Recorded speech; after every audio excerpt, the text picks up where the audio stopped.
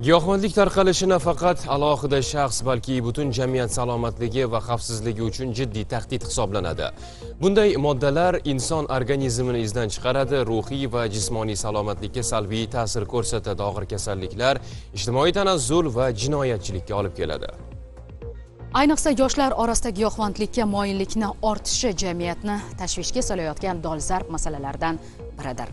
Jizzax viloyatida ham ichki ishlar organlari tomonidan bu borada keng qamrovli choralar amalga oshirilyapti.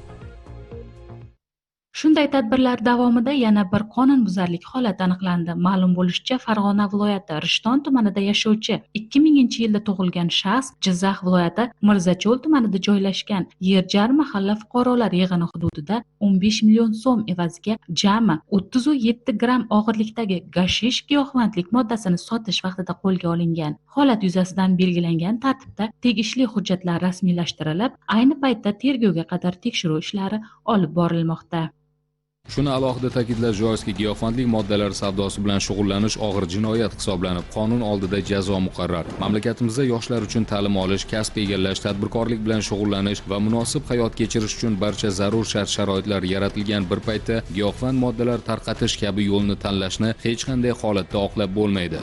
Har bir fuqaro sog'lom turmush tarzini tanlab, qonunlarga itoat etish orqali jamiyat xavfsizligi va kelajagi uchun o'z hissasini qo'shmog'i lozim. Jinoyat esa har qanday holatda bo'lmasin, jazosiz qolmaydi. Xulosa o'rnida aytish joizki, giyohvandlikka qarshi kurash bu faqat huquqni muhofaza qiluvchi organlarning emas, balki butun jamiyatning umumiy vazifasidir. Bu kun Feruza Obloqulova, Xurshid Mirzayev, Jizzax.